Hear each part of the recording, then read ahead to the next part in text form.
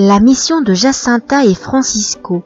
Les mémoires de Sœur Lucie plongent le lecteur au cœur du message des apparitions de Fatima, 13 mai-13 octobre 1917, et révèlent le chemin de foi des trois petits voyants.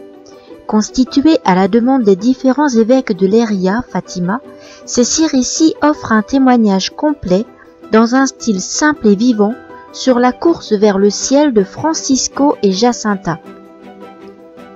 Bientôt au ciel. Dès la première apparition, la dame promet aux enfants qu'ils iront au ciel. Lucie, dans encore un peu de temps. Jacinta, bientôt. Et Francisco, à condition de beaucoup prier le chapelet. Chacun des enfants vivra les apparitions avec la conscience très claire d'une mission reçue, mission commune et en même temps mission personnelle. Le 13 mai, la Sainte Vierge leur demande de prier pour les pécheurs et de faire pour eux des sacrifices. Lors de la 3e apparition, elle leur montre une vision de l'enfer qui les impressionnera très fortement.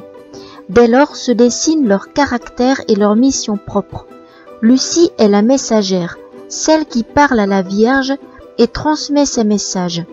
Francisco, qui lui voit mais n'entend pas, et Jacinta commence très ardemment à prier pour les pécheurs ainsi que pour le pape avec une très grande délicatesse d'âme. Tout offrir. Dès le départ, alors qu'ils n'ont encore que 6 ans, 8 et 10 ans, les 3 enfants s'encouragent mutuellement à ne pas perdre la moindre occasion de faire pénitence pour les pécheurs, donner leur goûter à des enfants ou même à leurs moutons, souffrir la persécution provoquée par les apparitions, offrir leur propre vie. Tout semble avoir pour eux la même valeur totale, d'une occasion unique à ne pas rater pour obéir à la Sainte Vierge et sauver les pauvres pécheurs. Un jour qu'ils emmènent les moutons paître très loin, sous un soleil de plomb, et meurent de soif, Lucie obtient de l'eau dans une maison. Elle raconte : immédiatement, je donnai l'eau à Francisco et lui dis de boire. Je ne veux pas boire, répondit-il. Pourquoi ?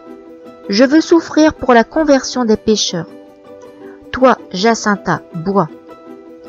Je veux moi aussi offrir ce sacrifice pour les pécheurs.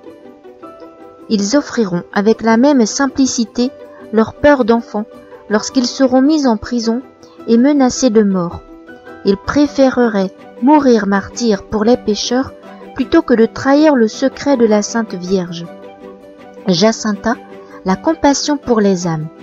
Jacinta paraissait insatiable dans la pratique des sacrifices.